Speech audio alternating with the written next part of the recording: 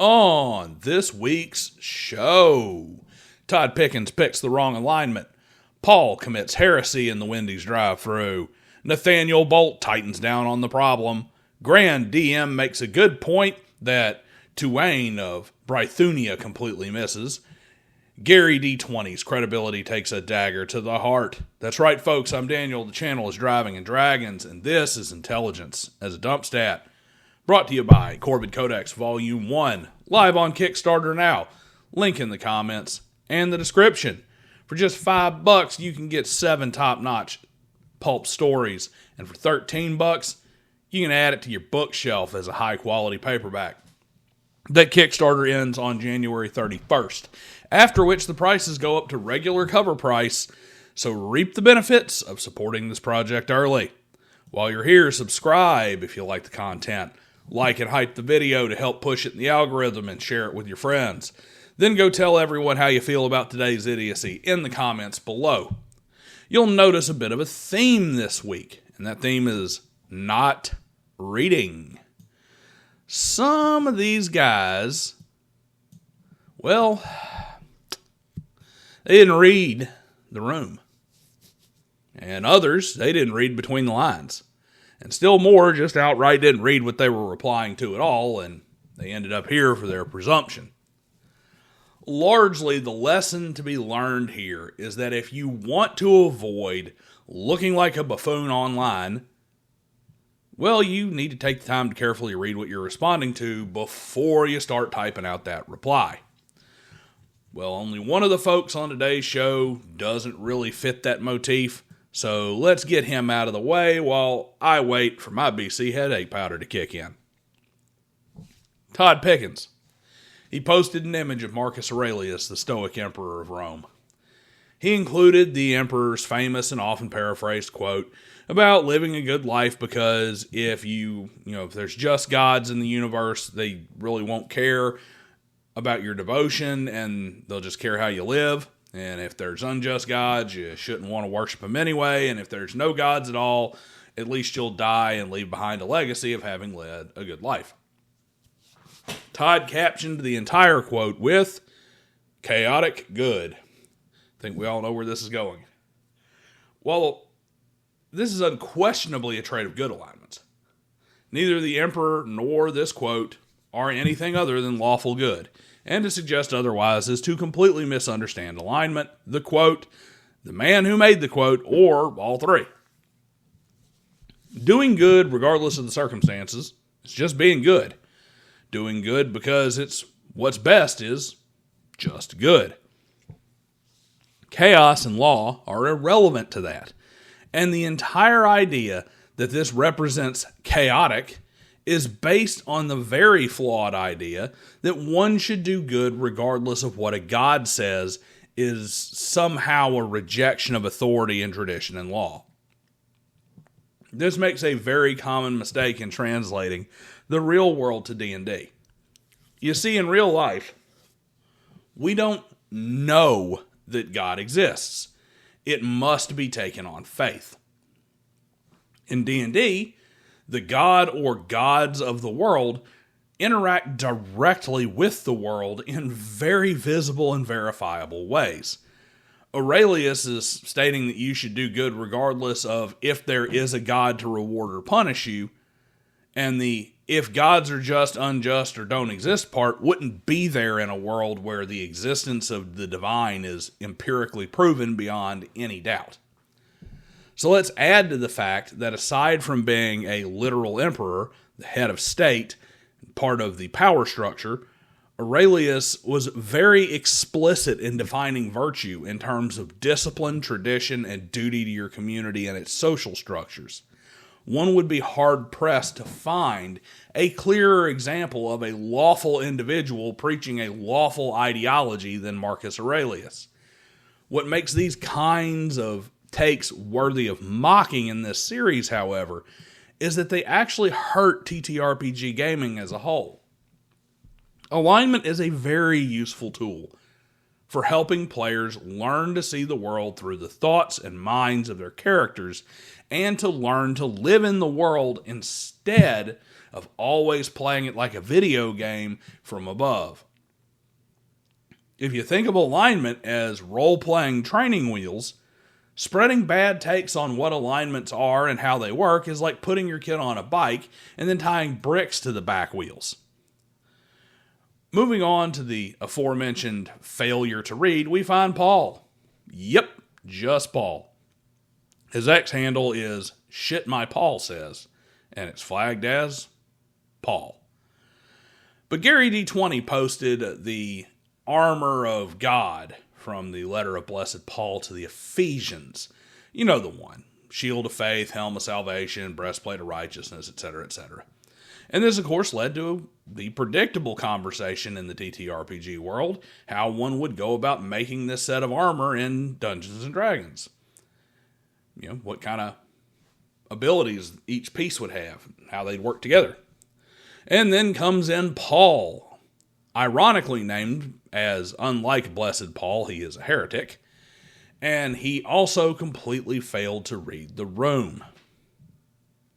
While everyone is talking about how to make a set of paladin gear from these verses of scripture and what magical abilities they should grant, he busts in with a very old heresy that died out with the Ebionites and has recently seen new life in the good old rainbow flag progressive false churches that have come to rise from mainline Protestantism. Namely, he steps in with, this is anti-teachings of Christ bullshit. Ephesians is pseudepigraphal. Paul didn't write it. It's just a manipulation of worshipers. I mean, first off, sir, this is a Wendy's. Nobody was there to discuss theology. They were all talking about how to take a cool concept from the Bible and turn it into something to game with. Second off, this is not only heretical, it's one of the most deceitful and disingenuous arguments ever. Yeah, like you pointed out, most modern New Testament scholars see Ephesians as pseudepigraphal, i.e. not actually written by Paul himself. The letter to the Ephesians is dated around 80 AD, which is about 15 years after Paul died. But you kind of leave out that, you know who else was aware of that? The early church fathers who compiled the Bible and with the full understanding that it was written by one of his successors who worked directly with and under Paul and carried on his ministry, and that the stuff that's contained in that letter is very much in line with every other letter, both the pseudepigraphal and the ones directly written by Paul. They all contain the same information, the same kind of principles. The reason the Ebionites rejected these letters, and pretty much everything that Paul wrote, was that they were early Jewish Christians who felt that Christ was there to save only the Jews and not Gentiles. And the Ebionites died out as a religion not long after the apostles themselves passed away. In other words, they didn't like how he was telling them that they had to change their behavior and accept the Gentiles and that Christ was for everyone and not just the Jews. This modern rejection, however, comes from rejecting not people, but morality. It comes from the theologically liberal arm of the Anglican Church and the mainline Lutherans and the liberal Presbyterians.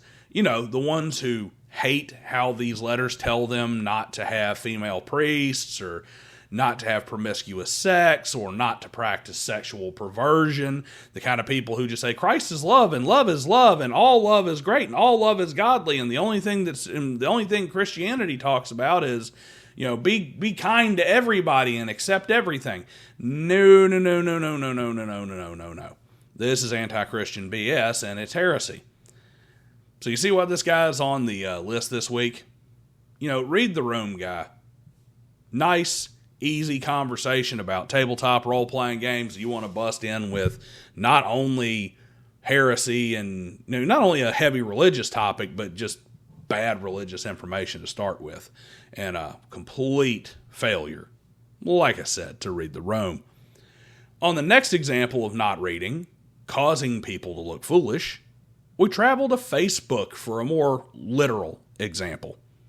Nathaniel Bolt commented under a post announcing last week's program. The first line of his comment, not reading the link.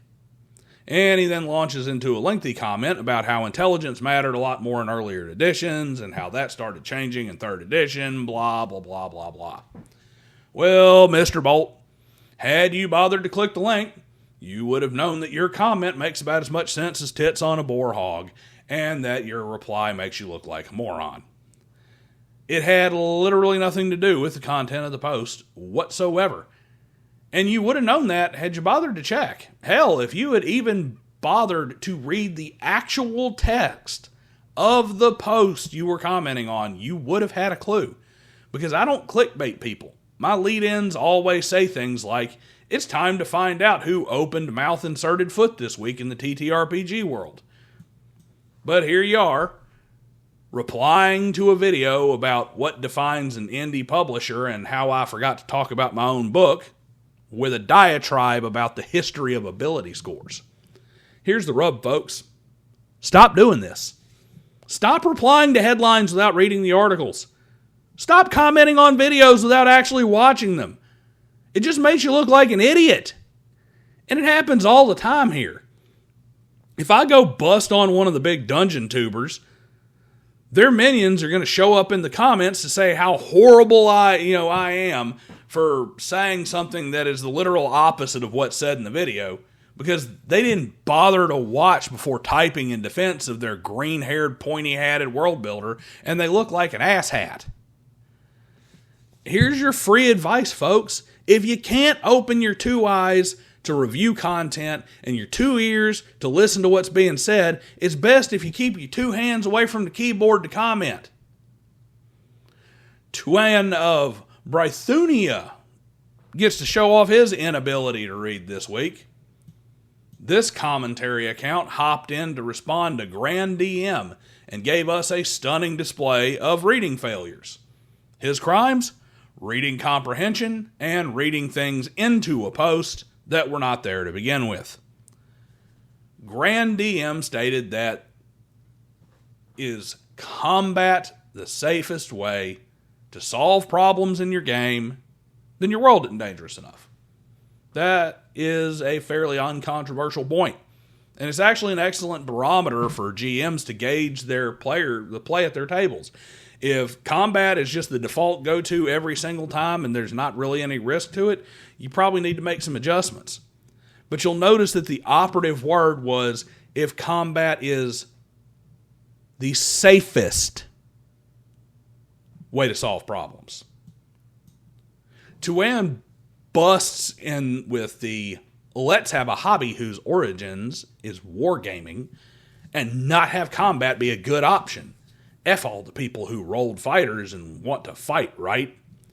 Even though Tuanne stated that, yes, snark aside, he understands that combat needs peril, he still showed that he misses the point entirely by following it with, it's not Call of Cthulhu, it's Dungeons and Dragons. This is yet another massive failing of online reactions. Where in Grand's post did he say combat shouldn't be an option? Where did he say it shouldn't be a good option? Where did he imply that players shouldn't get to fight? The answer is he didn't. Reading in these things that were never said just to make a straw man for you to get mad at and prevent you from actually having a productive conversation is stupid. So stop doing it. And as for the last, yeah, we all know that Call is way more deadly than D&D. Grand never said anything close to D&D should be Call levels of lethality. There is a massive gulf between Call of Cthulhu and combat is the safest solution.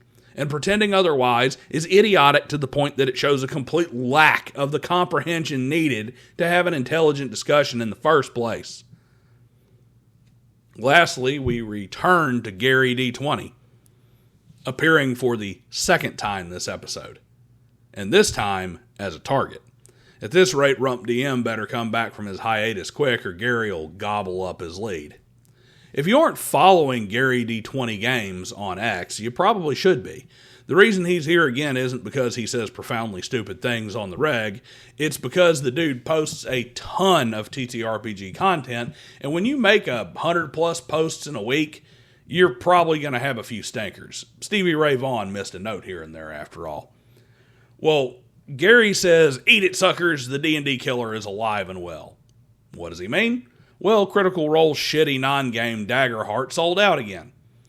The improv theater kits are selling out fast, so yeah, nipping at D&D's heels, gonna take out D&D, replace it. End of an era is upon us. Except that, as one respondent pointed out, it's pretty easy to sell out when you only print like 10 copies at a time. Here's the facts. Darrington Press isn't releasing actual sales figures, but industry experts predict that it will sell tens of thousands, if not hundreds of thousands of copies in its initial run, which is by all means a success. But that's far less than what 4E, the worst selling edition of D&D of all time, sold. 5.5 has pretty much already beaten that projection based on most analysis, including digital and physical, obviously. And this is just a matter of perspective, guys. Yeah, D&D, the 5.5 D&D is an abysmal failure. However, if 300,000 of you came out and bought CORVID Codex Volume 1, it would be the kind of success that led to most, if not all, of my writers quitting their jobs to write short stories full-time while going on book tours. If only 300,000 copies of the D&D core rulebook sold, it would be an unmitigated failure of disastrous proportions. 4E sold an estimated 500,000 copies, and Wizards of the Coast pulled out of that faster than the Ayatollah pulled out of his goat when he heard the bombs hitting his nuclear facilities. My point is that in terms of what kinds of numbers constitute a champagne-popping success, WotC is as far beyond Darrington Press as Darrington Press is beyond all these games that, three guys in their basement design between their shifts at the Ford plant and then throw up on drive-thru. Daggerheart isn't a D&D killer. If it's lucky, it will be another D&D alternative with some longevity. But you got to remember, Pathfinder didn't even come close to killing D&D, and it actually outsold 4E for a brief period of time, which is something that Daggerheart's not doing. Anyway, that's all I got for right now. Read before you post, people. I promise you it'll pay dividends in the long run. And I'll see you guys next time.